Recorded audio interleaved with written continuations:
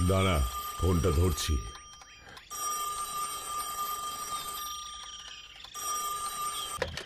Hello.